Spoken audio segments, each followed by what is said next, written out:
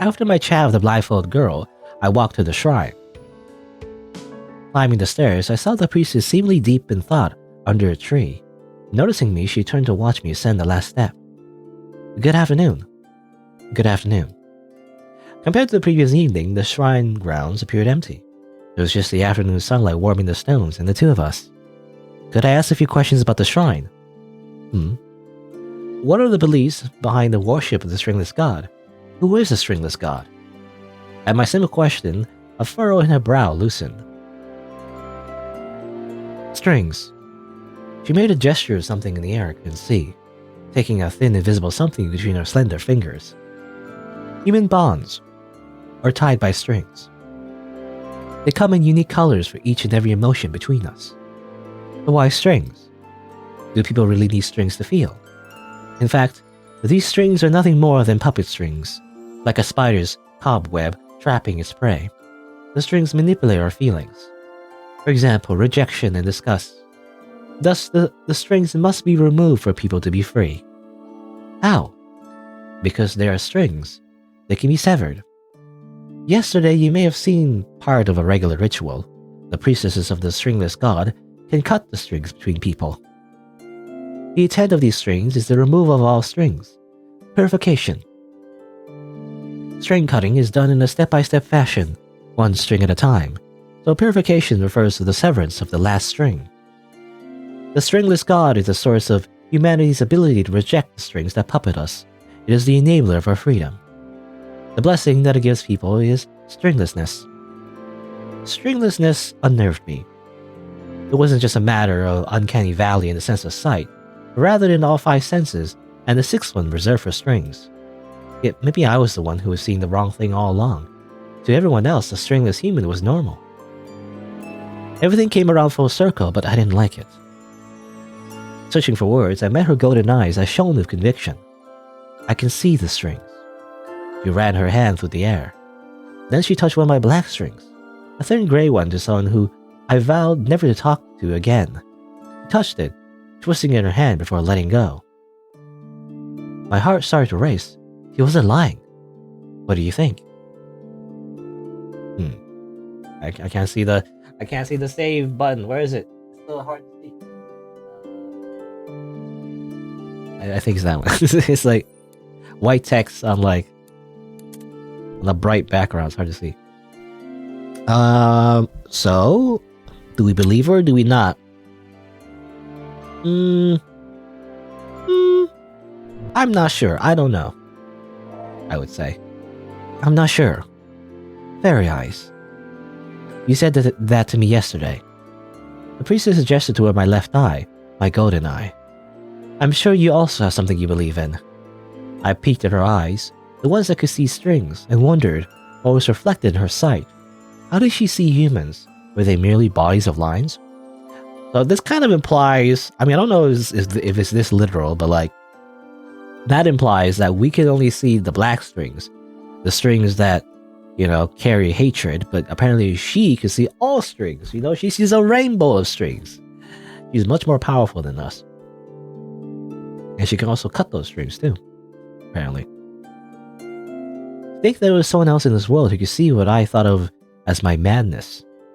I needed a moment to digest my findings, my brain slowing down now that our conversation had come to a lull. Glancing at the time, the priestess made to move toward the door of the shrine. I have to go inside, but you're welcome to follow if you like. Pulling out my phone, I checked the time myself. Thank you for the offer, but I have an appointment soon. She nodded to me and went inside the shrine. Having been caught up in the priestess's quiet intensity while talking, I found myself broken out of a daze. I looked around, seeing nothing of note, and left. Descending the shrine stairs, I took out my notebook to check the address that the blindfold girl had written down. If a person's writing could reflect their soul, what did hers reflect? She had beautiful handwriting. Everyone has beautiful handwriting, and they have pretty eyes. It's just the same way to describe everyone. Alright, so that seems to affect the story there, maybe.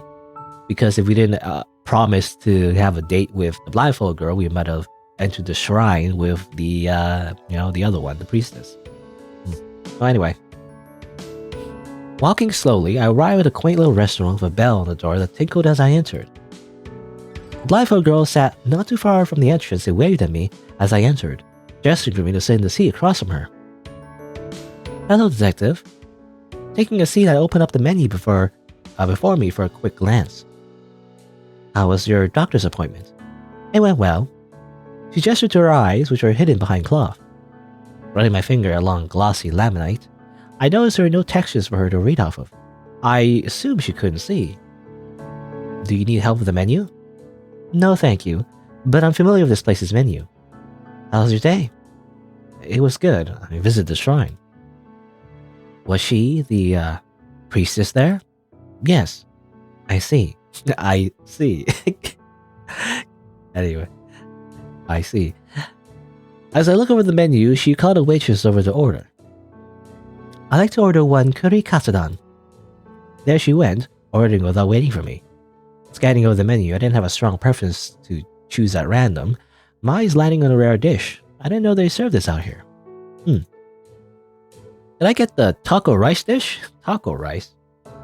Jotting down our orders, the waitress left our table. "Do you like taco rice?" "It's alright." "Oh, that's too bad. I like ordering it sometimes, but I was in a katsu mood today." "Fried food is yummy."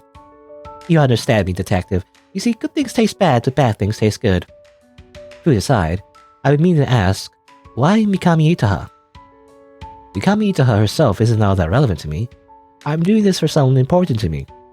She can't do it herself anymore, so I have to. She cared a lot about Mikami Itaha, and I care about her. Shoko, my mentor, my friend, I could never meet her again, but I wanted to fulfill her wish. I wonder if we ever get a picture of Shoko. Shoko is mentioned a whole bunch, but, she's dead, right? So she could never really appear in the story. Do we ever actually get a glimpse of what she looks like? I don't know.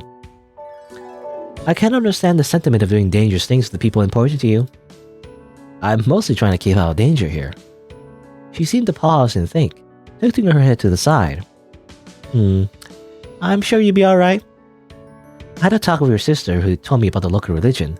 You're also a priestess, but I don't see you around the shrine. Could you tell me more about the stringless god? Well, I'm not much of a priestess anymore. I don't participate in the activities. I don't want to be involved in the shrine, and I'm blind. Can you also see strings? Do you think I can see? Who knows? The waitress arrived for our orders, putting a pause in the conversation topic. We gave thanks for the food and started to eat. Although the blindfolded girl appeared dexterous around people, dancing around me when we chatted, she showed her clumsy side to me when she grasped her utensils to eat. She was a fork type of girl. Never learned how to use chopsticks? I picked up my own chopsticks while watching her hands. My sister, she really believes in the stringless god. It's complicated. The Mikami family is deeply intertwined in the shrine, so you find out a lot about both if you keep looking into Mikami Itaha. But I can't really answer your questions. She took a bite of our food. Numb. You got a bit of sauce on your lip. Her pink tongue darted out to lick the side of her mouth. Did I get it? Yeah. We ended up talking about food, such as how a Tex-Mex Okinawan dish ended up on the menu here in the mountains, and why curry went well with tonkatsu. Is that really? I guess so. Taco rice. I've never heard of that before. What do you mean by taco rice? Literally a taco of rice? Or maybe it is like a weird blend, of Japanese culture and I assume Mexican? I don't know. Anyway. Well, before I knew it, we finished eating. Going to the counter to pay, the blindfolded girl started to take her wallet out. My treat. No, let me pay. I invite you for dinner, so I'll pay. I can pay. Nope. Take me out on a date next time you want me to treat me to something. Just kidding. If I have a chance, then. I ignored the expression of the person at the counter. I'll look forward to it, detective. Well, leaving the restaurant, we walked down the same path for a distance. However, as her home and my lodgings were in opposite directions, we later split. After some time, I returned to the inn. I relaxed, soaking in the hot springs in the night sky, overheating and getting a tad pruny. I remembered I wanted to enjoy the nature in this area of my trip. I went out for a stroll, breathing in the cool evening air. Reaching a lake, I look at the clear waters while leaning against a wooden railing. As the sky was overcast, no moonlight, only darkness, could be reflected. I walk along the lake, then step into a forest path. I don't know, maybe it's just me. I mean, I guess we're not in the city, but like, my general rule is to not be out, late at night. This is how you get murdered. This is how you get stabbed in the back again. Anyway, I walk along the lake and then step onto the forest path. The ground soon grew uneven, only dirt devoid of grass informing where to walk. My legs complained about the trek, but my eyes rejoiced. Yorokobe. Looking up through the trees, I found that the clouds had moved out. I saw a starry sky. I didn't know that this place was remote enough to see the stars. In the city, there was no chance. The only stars were those on the ground. Shoko would enjoy a hike here. She probably had. I heard a rustling noise. I took a deep breath. I was being paranoid, there's totally not like a monster just, coming out of the darkness to murder me. Don't worry about it. Seeing those strings, I concluded no people were present. The noise could have come from animals. That is a very useful ability, by the way. Not only does the strings see like the hatred between people, which, is somewhat useful maybe for like, figuring out the motive for like murder or something. It can also just be used as a way to detect people, whether or not there's actually people around, But apparently, this also implies that apparently animals don't get strings. Is that how it works? I mean, I guess it could be argued that animals aren't like sentient enough to really hate anyone, maybe, possibly. But I mean, humans could hate animals. That could be like a thing. I don't know. I guess it depends. I guess if it's a wild animal, you wouldn't really know.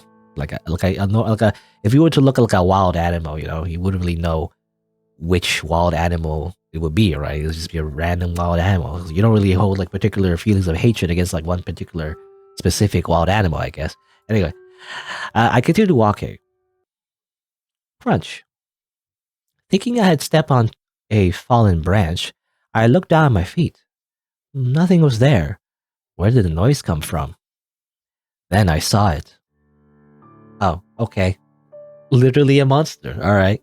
I didn't expect literally a monster. But it's literally a monster. Bunch of eyes, a lot of teeth, some 2 tongues. It's a monster. A monster made out of man and darkness stood in the forest, punching away at something unknown. Drip, drip, drip. Nothing fell to the ground, but the sound echoed in my ears. My breath turned to cement in my throat, cold sweat rolling down my neck. Suddenly, my scars began to itch as if the monster were caressing my skin. It hadn't seen me yet. That man also looked like this. A monster. Darkness. Red and black darkness. Taking a deep breath, I forced myself to calm down. The monster hadn't spotted me yet, idling many meters away from where I stood. As long as I stayed quiet, around as quiet as I was walking here, it wouldn't notice me. Is that how it works? How do you know that? How do you know this biology of this supernatural monster phenomenon?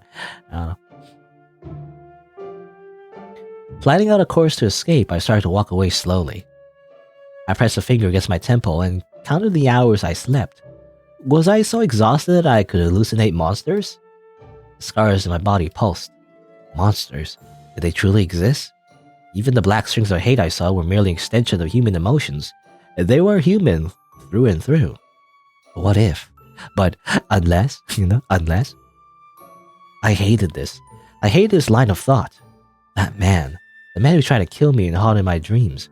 I remember what the person looked like on that terrible day. He looked like the monster. He wasn't the same monster, but he looked like the monster. Why did the monster appear before my eyes? What was I seeing? Walking still slow and steady, I contemplated how I couldn't outrun a snail. To not get caught, I was better off not getting noticed. Now looking in front of me, I bumped into a human figure and stumbled. Who was it? A slender, feminine figure. The panic congesting in my veins cleared as I saw who it was. we can choose. Interesting. You know, again, sometimes the choices you make in visual novels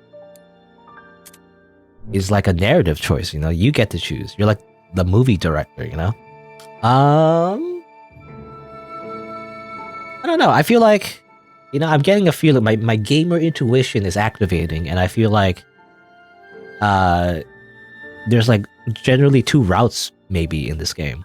Like you can like pursue more about the one with the golden, you know, the serious one, you know, the priestess, or you can learn more about the blindfold girl, basically.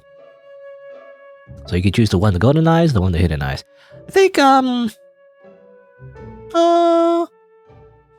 I like to learn more about the hidden eyes first. You know, she's the one we met first, so you know, I don't know. I like to learn more about her, I guess. So I don't know how she could help me in this situation though. It's just like it's gonna make it worse. Oh well. It's the one with the hidden eyes. Why so jumpy, detective? I quickly peeked behind me, seeing nothing much to my relief. Okay, so there's not. Was it a hallucination? I don't know. I thought I bumped into a wild animal or something of the sort. Wild animal? That monster was nowhere close to a wild animal. A wild animal? It was nothing. Are you having a nighttime walk? I suppose I am. My sister likes taking walks in the forest. You're close to your family. Nope, not at all. I had an older sister who I didn't care for in the slightest, and my father wasn't much to talk about either. Mikami Itoha is our older sister. She was our father's eldest daughter, and we were his younger twin daughters. What was your father's name? Mikami Yasunobu. Yeah, that was the guy we looked up in, you know, on the Google search engine. Well, I returned to the inn. Alright, well, you know, we're not gonna mention that monster, don't worry about it. I spent the following day in the nearby town, enjoying a number of tourist activities and not thinking about my personal investigation. The rickshaw puller said that was the lightest customer he had all day. I didn't know if I was happy about the information, but the tour was entertaining. After eating my fill and exploring a historic site, I returned to the inn in the evening. I soaked in the hot springs, breathing in steam. The water's warmth seeped in my bones and turned me into jelly. Literally, I turned into a slime girl. No, turned me into jelly, washing away my fatigue. I leaned against the stones at the edge of the pool for support. In my right hand, I held a cup of cool white wine. A rosy color flowed to my cheeks from not just the hot springs' warmth, but also the alcohols. I was taking advantage of a private bath to drink. Pah! Did I need to drink less? You know, maybe the monster was from a, you know, alcohol-induced hallucination.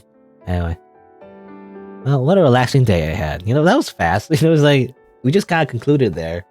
You know, after seeing the monster. And then we talked to the, you know, the girl. And then the next day, we had a very relaxing time. That's it.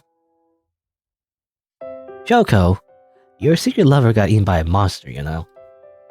I probably was a little drunk as I dragged myself out of the hot spring, sobbingly drying myself off with a towel and my hair with the hairdryer. I slept quickly that night as usual. Another day arrived. When I checked the weather, the forecast stayed the same with clear skies for the upcoming days, a good sign for the ceremony dance event. I happened to meet Keeper on the way to the cemetery again. We made some small talk about how I've been enjoying my visit so far, but before long the conversation shifted to a Mikami-related topic. I'm glad you've been getting along with our priestesses. They're both very friendly. I heard they had an older sister.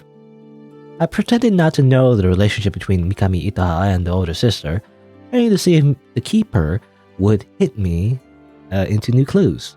Or, I say the Keeper? I don't know, it's just Keeper, I guess. It's a weird name. Just call someone Keeper. Yes, Mikami Itaha. It seems you're interested in her affairs. It's virtuous of you to ask her about her for Shoko, but I'm afraid she passed away many years ago. She died of a heart failure.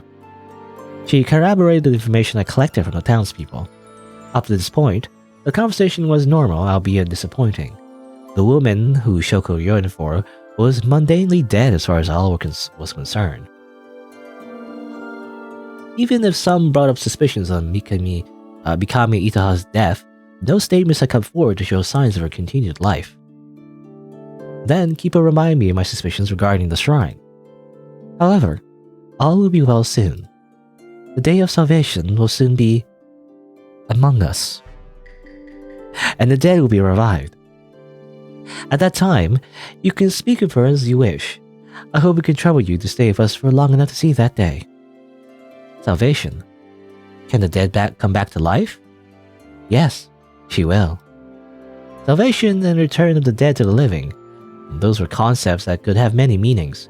A chill ran down my spine at the thought of a mass murder incident happening to a sizable crowd of people who gathered for the local religious events.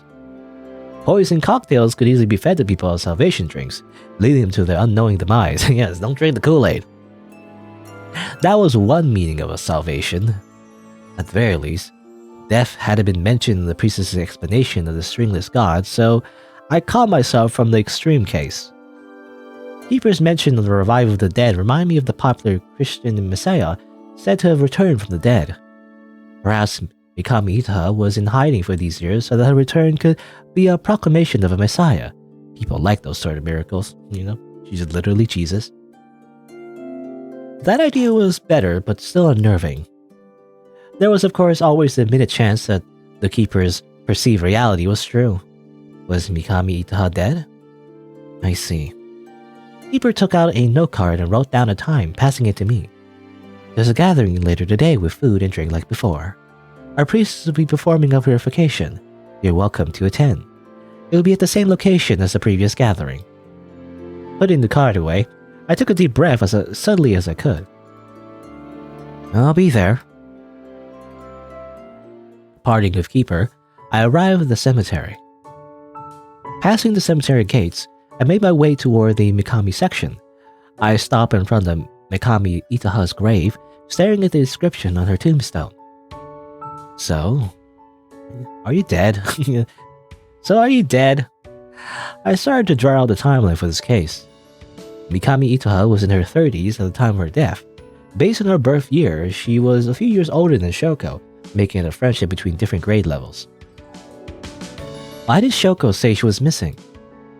Mikami Itaha died around the time Shoko last visited her hometown. That was 5 years ago. Shoko wouldn't have been able to attend Mikami Itaha's funeral due to his private nature. However, she should have either known about the death or been informed afterward. The reality was that we live in an age of technology and easy communication. Next, I want to look at Shoko's and my matters. Shoko died around 3 years after Mikami Itaha's death. A few months after Shoko's death, I was attacked on the streets by a man who I perceive as a monster. That sounded like an isolated incident, but the attacker unexpectedly came from this town.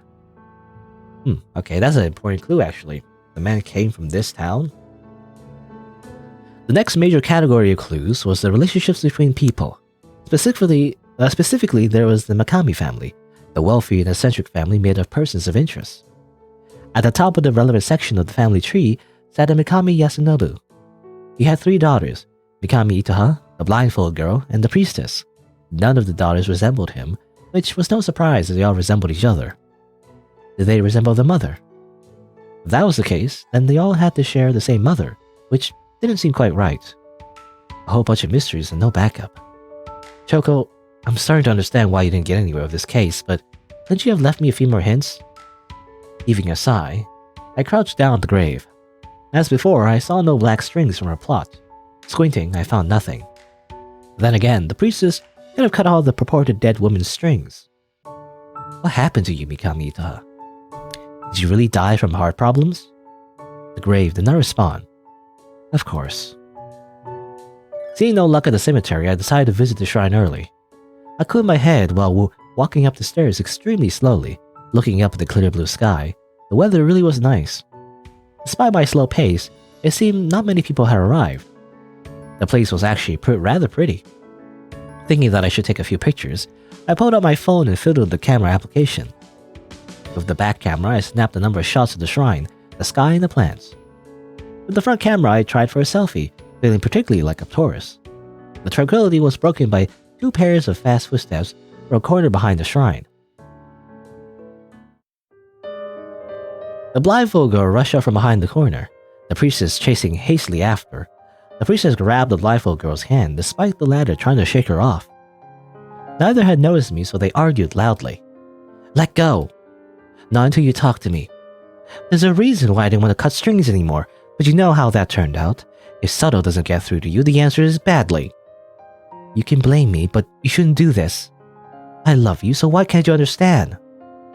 Thinking I should call out to them, I found my words lost on my tongue with the realization that I didn't know their names. It's just that we still don't know what the names are. Mikami.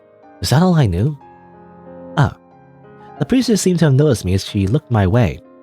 Taking advantage of her lapse in concentration, the blindfold girl broke away from the priestess's hold. Wait! The blindfold girl ran away. The priestess stared blankly after her sister, dumbfounded. Was it my fault that she lost her sister?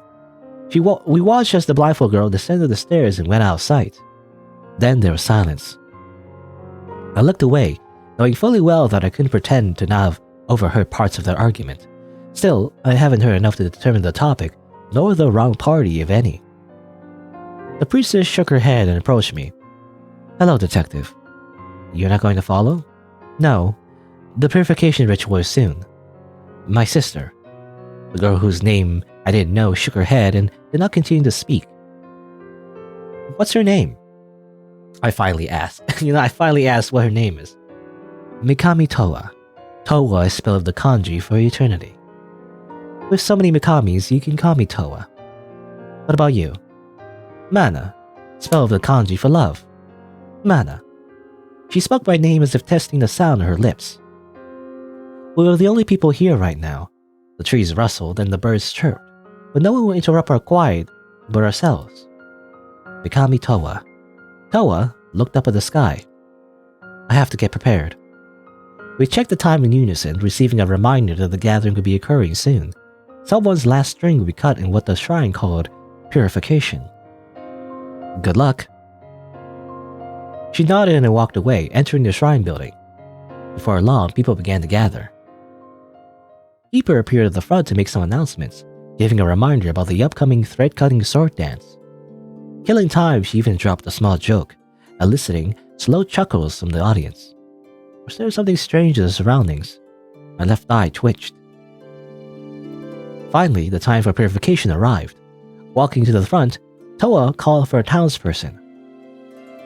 The townsperson hurried up, sitting across from Towa just like the one from my first evening in town. Attached to him was a single black string. It was a thin, fragile thing, representing a hatred between him and another. She took it in her fingers, proclaiming it to be his last string binding him. Then, she cut it. She cut the black string I once thought to be inviolable. At least not in this way. Yeah, I pronounced that? Inviolable? Inviolable? Inviolable? Beautiful. I met eyes at Towa. One string turned to two pieces with the slightest sliver of gap appearing between them. The string began to fall, dissipating into black specks. The string disappeared. The townsperson cried out in gratitude, clasping his hands together as he dropped to his knees. He is pure. An air of joy swept over the crowd. They began to applaud. I clapped my hand quietly along with them, observing their happy faces. After the clapping concluded, they fell into a prayer. Suddenly, something felt off. My sense of equilibrium warped, causing me to nearly stumble over my feet. Hobbling to lean against a nearby tree, I pressed my palm against my left eye. The ground was flat. Nothing was shaking, yet something was wrong. I closed both my eyes for a moment, furrowing my brows. A buzzing noise pierced my eardrums. I gasped. I didn't gasp. Cut. Okay, that was weird. What do you think about the string cutting? You look a little pale. Towa's voice broke me out of my stupor, and I met her clear eyes. Amazing. It was amazing. I didn't expect it to be so. I shook my head, clearing away my mental fog. Glancing around, I found that the townspeople had already gone out refreshments and were mingling, happily chatting about various topics. The person whose string was cut was nowhere to be seen. Where did the purified person go? They usually go talk to the keeper about or they usually go talk to the keeper after purification. Towa gestured toward the shrine building. There's another purification happening tomorrow. Today's was a black string, hatred. We saw the same thing, black, hatred. These thin lines that linked people. She saw and cut, and the color in her eyes was the same as in mine. Actually, I can also see them. I don't know what overcame me. I hadn't told anyone my sight since childhood, having long grown past the age where speaking of imaginations was still considered the norm. I hadn't even told Shoko. It was because this girl also had the same madness as me. I had a feeling. You were also a stand user. No, I don't know, it just reminds me of JoJo. You know, it's like people who are like have stands, can see each other's stands, but like normal people can't or whatever. Anyway, what do you see? How do you see it? I just see the black strings. They have varying thickness and transparencies, but in the end, they're all just strings of hatred. It's convenient for my job as a detective. There are plenty of people who commit crimes who hold strong negative emotions towards the victims of their crimes. I reached out toward a black string in the air, and my fingers passed right through. However, I can't touch them, not like you can. I never even thought about it before. After all, I always thought that the strings weren't meant to be cut. They're untouchable as human bonds should be, only affected by people's own thoughts. To me, it's rather really strange that you cut them. They're false, you said? You see more than just black strings, right? Not just hatred, but other emotions. Yes. Then why do you cut the kinder feelings too? It's freedom. Everyone is happy when they cut their strings. Turning her head, she seems to look around for someone. Amidst the crowd of townspeople, her target was not here. Her sister was not here. Then she refocused on me. What does getting your string cut feel like? Towa fiddled her watch while thinking. Good. Would you like me to cut a string? I paused for a moment to contemplate. What an intimate thing, allowing someone else to touch and cut your emotions. I slowly nodded. Well, I have to finish up first. She started to walk away. You can follow. Towa led me inside the shrine building. Slipping off our shoes at the entrance, we made our way to a room with an altar. She retrieved a matchbox, striking it twice to create a flame, and relit the candles in the altar. The flame wobbled, a haze drifting out from the altar. The air danced with colors lit by a tiny, minuscule fire atop an austere candle. I breathed in a sweet scent. Kneeling before the altar, she prayed. Her eyes were closed and her hands together. She silently communicated to her God. As she did, the candlelight seemed to grow brighter and stabilized. The haze disappeared. She stood up, returning to my side. What's the candle's scent? Tasting the remnants of the smell, I tried to think of what flavor the candle was. Fruity? Not quite. It resembled more so caramel. The candle is scentless. Eh? It's a normal wax candle that we light as a symbol of shining light. I sniffed the air, but the smell had already dissipated. Is this a special ritual that priestesses do? Yes. We do it daily in order to send light to the stringless god who is trapped in darkness. It's a special prayer, and a special way of conveying gratitude.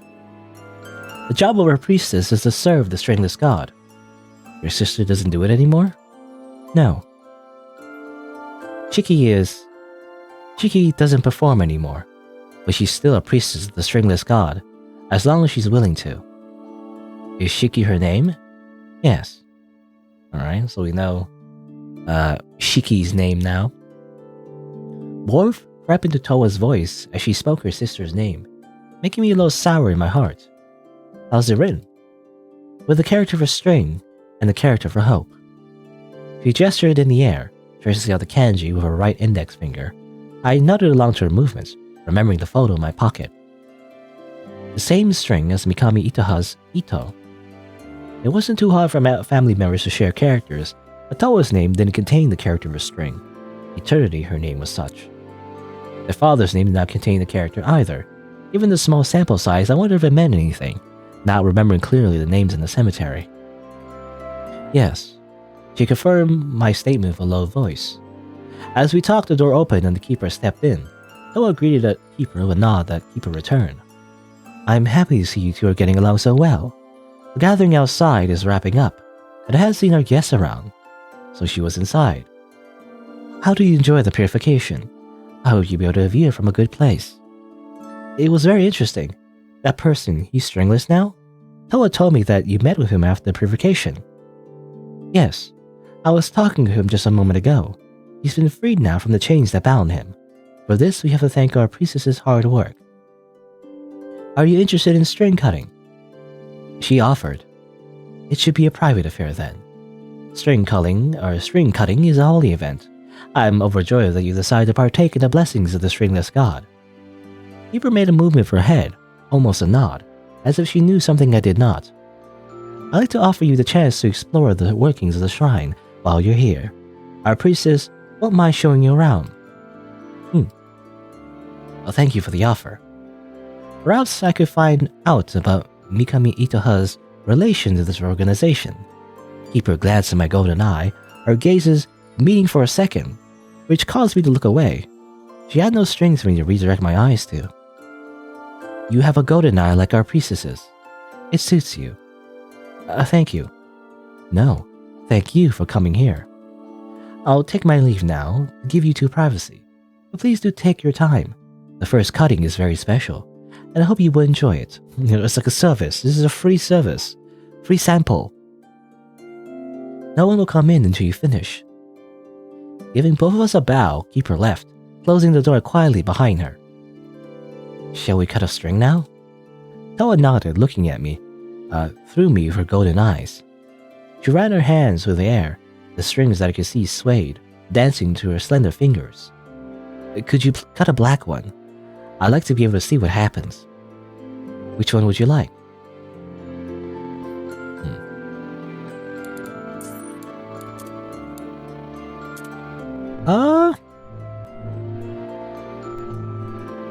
I mean, I don't know. Would you cut something that you don't have much of a grudge for, or do you cut something that has a very big grudge for? Well, let's be safe, I guess. Let's be, cautious.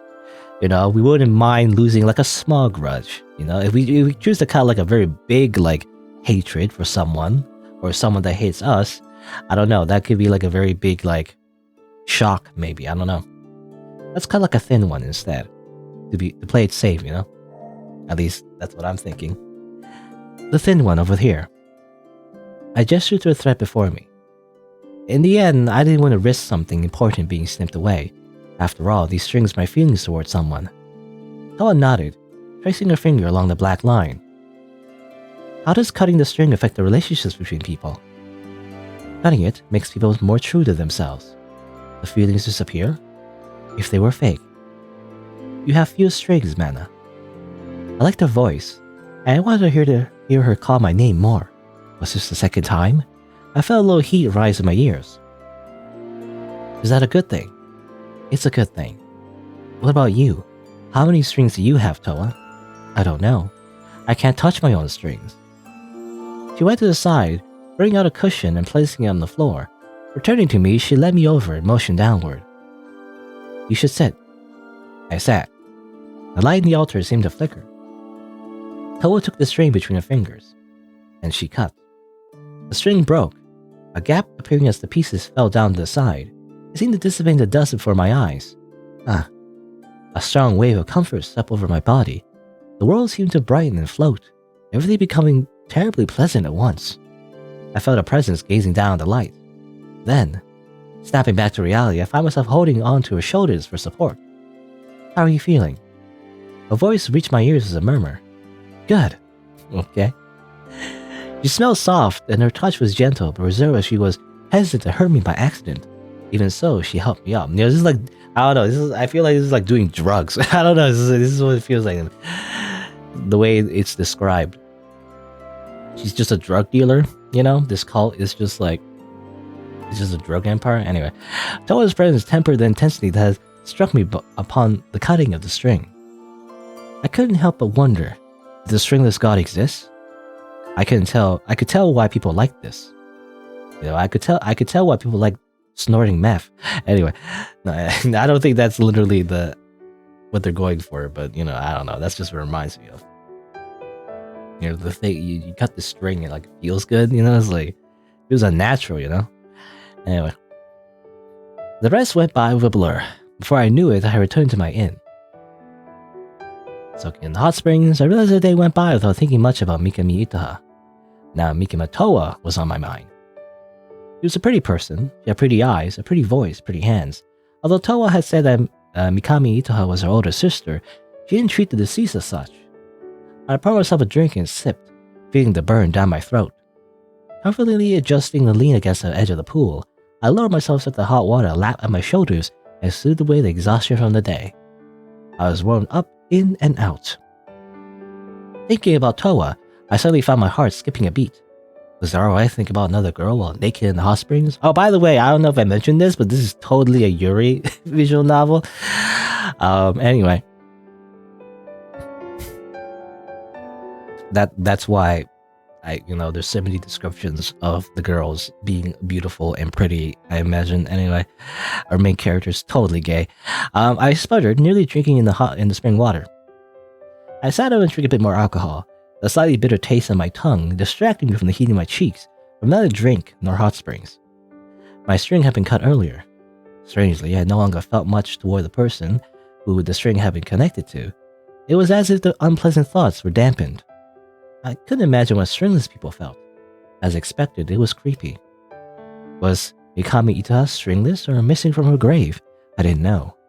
Perhaps looking into the shrine some more would be useful. I refilled my cup a few times, feeling a bit of alcohol dribble down my chin as I drank. I wondered if I was getting a little tipsy. It was just drinking every day, by the way. I mean, I guess we're on vacation, but it's a little bit of alcohol, a little bit too much. I let out a sigh, blinking slowly. Sound of water filled my ears. Time seemed to slow, heat filling my bones. With my free hand, I traced over the many scars that lined my body. The tissue was still a harsh red, a sign of the recency. It had always been rough. Even my heart had a scar over it. As I had the hot springs to myself, no one would see. I didn't want anyone to see. I felt a bit sad because I wouldn't be able to go to many places. Do we become an alcoholic, or do we just go to sleep?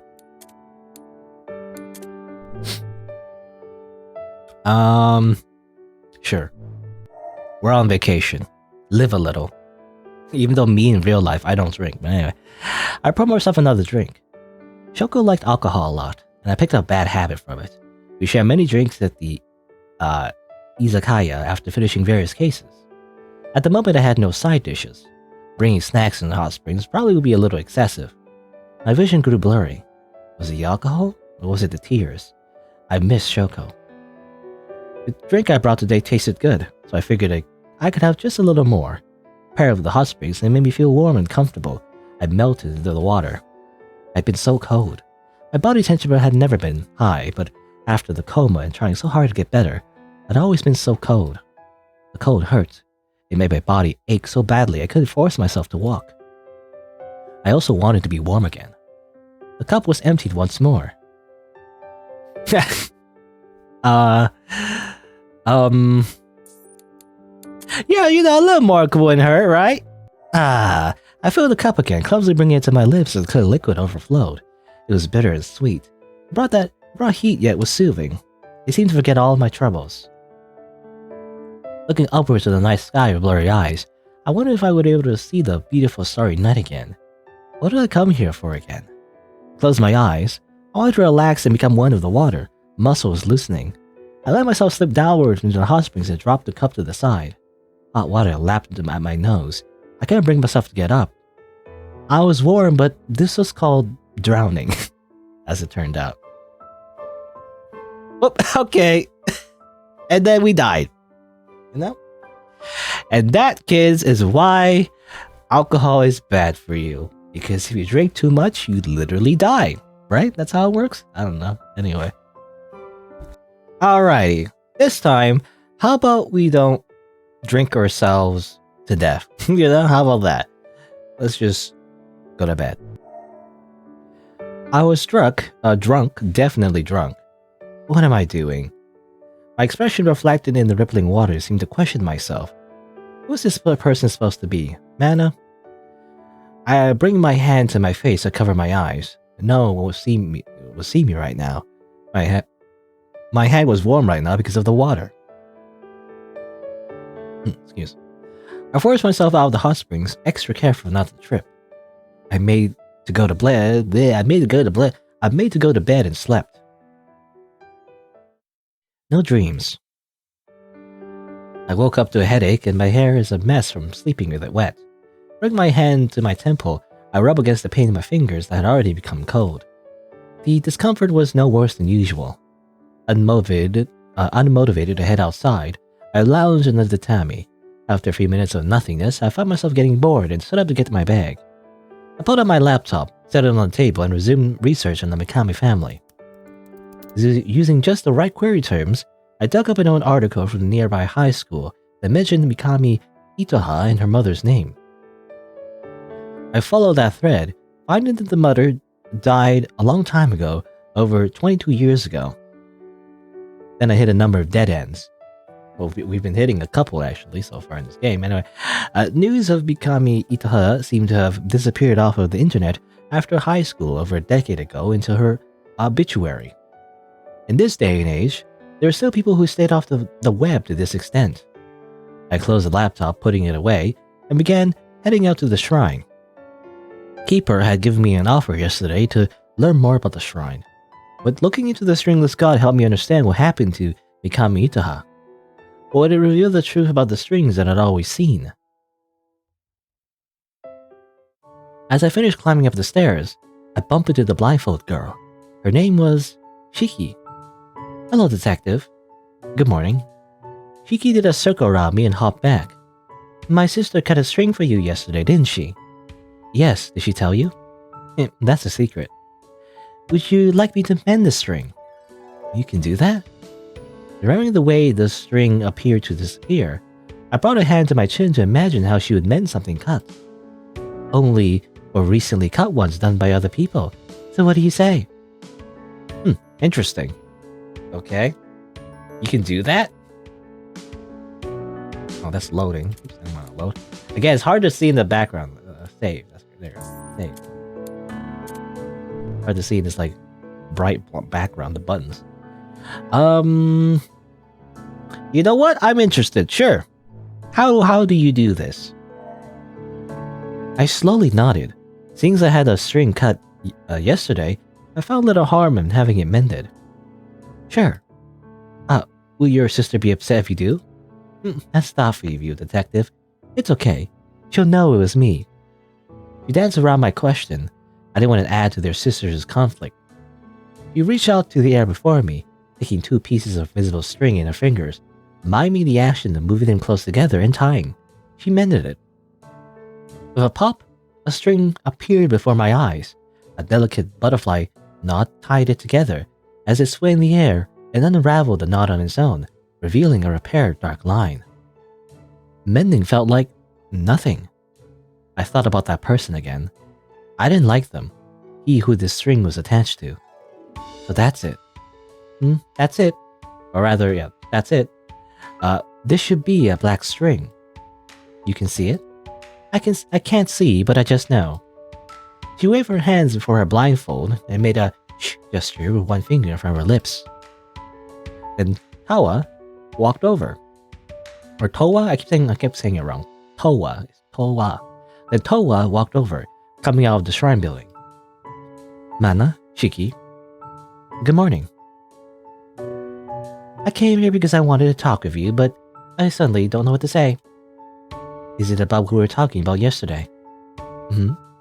I know I can't change your mind. You won't be able to change mine either. Just don't get into trouble, alright? That's my line. Maybe. Cutting strings, that's what you choose to do. Detective, don't get her involved in anything either, alright? Or else I'll be upset. Without waiting for either of us to respond, Shiki turned and hurried away. Towa made a hasty step after Shiki, stopping and almost reaching for her watch, before shaking her head with a sigh. Good morning. Could I trouble you for a bit of a tour? I want to learn more about the shrine and the stringless god. Sure. We walked into the shrine building from the same door as usual. Going through the hallways and rooms, Towa explained the history of the shrine, The building had been constructed originally centuries earlier. However, when she was very young, the entire land was renovated. The Mikami family put in quite an amount of money. I thought about the door I saw on my first day. The Mikami family was the family in the shrine. Although they weren't the original keepers of this land, they've been in charge for generations now. Apparently, this was a holy land. As for what was holy, Towa only mentioned the presence of the stringless god. Why do you believe in the stringless god? Because I can see the strings. Could Mikami Itaha also see them? I don't know. That woman is a holy woman, but I don't know. Towa relit the candle on the altar. Could I talk with the person who's been purified today after the purification? I have to ask the keeper. I keep saying the keeper, you know? I don't know, it sounds like a title than it is a name, but in the game it's a name, not a title. So it's like weird. I don't know.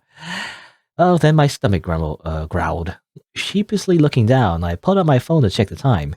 We split for lunch. I returned to the shrine, finding a few townspeople already present. Before long, the event started. A woman without strings made her way to the front, sitting down in a chair for cutting. How unnerving. I pinched the bridge of my nose and wondered what color her final string was. A hush fell over the crowd as Towa appeared. Towa took an invisible string between her fingers. No matter how hard I squinted, I could not see. This is the last string binding you. May the blessings of the stringless god be with you on your path to freedom. She spoke with a clear voice, holding on to the string that must have been reflected in her eyes. My gaze was drawn to her slender fingers that held such power. With a sharp movement, she cut the string. The townspeople shook with joy, crying out as she fell to her knees, hands clasped together in grateful prayer. She is pure. After applauding at her words, the crowd soon fell silent into prayer. A tap on my shoulder jolted me out of my daze. In my surprise, I nearly tripped over, only saved by the cool hands of the tapper. Towa mentioned that you wanted to meet with the purified party after the purification. As such, I'd like to invite you inside for a talk. What were your thoughts on the ritual? Amazing again. And about our priestess? I like her. I'm glad to hear. I have a feeling that, I tried to choose the options, funnily enough, to be more with the blindfolded girl, which is, I guess, Shiki. But I think we're going towards the Towa route. Yeah, as it turns out. I guess I picked too many options that involve Towa. Oh, well, I mean, whatever, that's fine. I followed Keeper inside the shrine building, entering again the familiar altar room, but bowing at the entrance, Keeper left. I took out my phone to fiddle with as I waited. Soon I heard footsteps outside the room, followed by the door opening. Lowering my phone, I looked toward the townsperson who silently entered the room. The candle in the altar flickered. Something warped my vision. Ah, what? She collapsed face first, head smashing to the ground, limbs limp as they hit the floor with a bounce. I heard a crack, like the sound of cartilage. Huh? Air thickened, becoming like syrup as I tried to process the sight before me. Nani? What? I dropped my phone in panic, hearing the impact of the case on the ground, yet not hearing it. Hurriedly shaking my head, I rushed over to check if she was alright. The woman made no sounds. I rolled her over, hoisted my hands under her, and searched for breathing or a pulse. I found neither. She was dead? I had to do something. Was this a stroke? A heart attack? Some other issue that could cause a person to drop dead? No, it's sudden death syndrome. No, I wasn't a doctor. I couldn't do anything. I stumbled backward, tripping as I grabbed my phone from the floor. I tried to unlock the device to call emergency services with shaky hands. Vertigo overtook my body, causing my phone to drop again. I reached for it only for a sharp wave of nausea to pierce through my gut. Buzzing filled my ears, and forced my twitching hands over them to block the noise. More buzzing. I heaved, but nothing came out. For a fraction of a second, I heard an angel. Then something began to change about the woman prone on the floor. Her body twitched, convulsing at the chest once, twice, thrice. Oh, okay, there she is. Okay, it's funny how, like, we normally see, background characters as, like, just silhouettes, but I guess if they are in a CG, they, suddenly gain color. She seemed to rise to her feet. A tiny darkness broke through her flesh, tearing out of her like a creature born from an incredibly soft egg. It was hatching. A monster. Bloop. Okay. A dripping darkness crawled out from its egg and was born. You're very special, Shirasagi-mana. All went black. Alright. Another monster. That kind of confirms where the monster comes from. Is when a person gets out of their string cut, I guess? Well, when I opened my eyes, I was outside, standing amidst the townspeople mingling. I was halfway through eating a cookie, as I recalled from what I remember seeing. Suddenly we're just eating a cookie. What? As such, the cookie went down my throat the wrong way, sending me into a mild coughing fit. Interesting. Sprite, I guess. Towa, who was standing beside me, gently patted my back and handed me some water. Are you alright? Did we say something surprising? You've always had a good sense of humor. Maybe that joke was just too good, says the monster in the woman. Noise. I knew that the monster said words, but it was just noise in my ears. My skull seemed to buzz, and I gripped my hands tightly to not block my ears. Yeah, just a little. My left eye twitched. The person purified yesterday was talking with a monster. The monster, black and red and tearing out of a human body, was standing amidst people like nothing was wrong.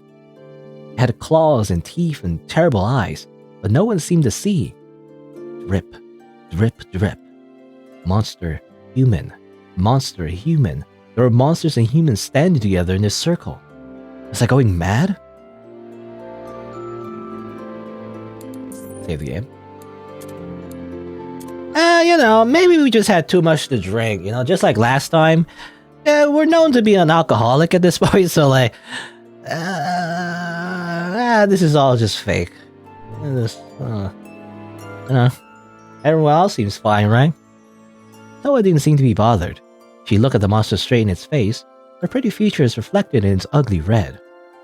My chest ached, and my heartbeat became irregular. I took a deep breath, and seeing the conversation come to a lull, posed a question. Do you believe in monsters? No, there's no such thing as monsters. Buzzing. The terrible buzzing assaulted my ears was dripping. My brain was going to leak out of holes of skin and cartilage. I couldn't think clearly anymore. Luckily, the gathering soon came to a close. I hurriedly made to leave, surprising even myself with the pace of my legs. Just walking away made it easier to breathe. Fresh, cool air touching my lungs made me realize how dense with wrongness the atmosphere had been for me. I heard footsteps behind me and turned around. It's funny how the music is just like, and back to peaceful music. Da da da da da, What is it? I want to invite you for dinner. Dinner. I wonder what's for dinner. Dinner? My mumble was simply my brain being slow to react. We haven't got guests in a long time, and I like you, so I wanted to see if you'd be interested in coming over. I knew that her like was much more innocent than mine, because I'm a total... Anyway. Feeling my lips curl up unintentionally, I paused for a few seconds just to tease her. Then I flashed her a smile and nodded. Who cares about monsters when we can, date the priestess? I guess. Of course, I love to come visit. I also like you, Towa. Her ears are a little pink. We descended the stairs together. Walking under the night sky, we headed in the opposite direction of the inn. Me following after her, and eventually we reached a Western-style mansion. This is my house, the Mikami family home. It's a mansion, basically. I entered the mansion, which appeared even larger inside than outside. Excuse my intrusion. Towa passed me a pair of guest slippers. Her personal ones held a cuter design than expected. A cartoonish cat with triangles for ears sticking out from the upper vamp. Cat slippers. This was likely the house that Mikami Itaha lived in. Do you cook? No. We hired a cook who comes by 3 times a day. What about you? You know, we're like filthy, stinking rich. You know, you have so much money. You know, I cook now and then, although I'm not great at it. I mostly make fast meals. If I'm particularly busy with work, I end up going with a convenience store bentos and onigiri and the like. There's not much skill involved in putting rice in the rice cooker, but I'm pretty decent at washing rice. Do you prefer rice, bread, or noodles? Rice. I'm also in the rice faction. It's not rice for dinner tonight. Oh, that's alright. I don't eat rice for every meal either. I heard the sound of footsteps, almost sliding down the steps, grabbing the railing so as not to trip. Shiki descended the stairs behind us. Towa! And the detective. What are you doing here? I invited her over for the evening. Good evening. I see. Welcome. Like, I see, by the way, I see. You know, in Japan, I mean, I don't know. This game, as far as I know, is not originally Japanese, technically. This, I think, is originally in English. I could be wrong, though. Maybe I'm wrong. I'm not sure, actually. I have no idea if it's, like, originally in Japanese or English, but it feels like just like a Japanese novel, right? It feels like a legit, like, Japanese visual novel that's been translated to English, you know, but I don't know. Anyway, it's just that when she says I see, in Japanese, it's more like, so desu ne, you know, like, so desu ne, which is not literally, you know, seeing, you know, she's not, in Japanese, she wouldn't say literally seeing. It's just that the pun, you know, is in English, right? Like, the only equivalent meaning of, like, so desu ne, you know, or like, so desu, which is like, you know, just simply acknowledging the other person's statement, is, you know, the only equivalent meaning in English would be I see, which happens to be like a pun, a sight pun, I feel like, you know, where like she can't see, literally, she has a blindfold. Anyway, I see. Welcome to the Mikami family home then.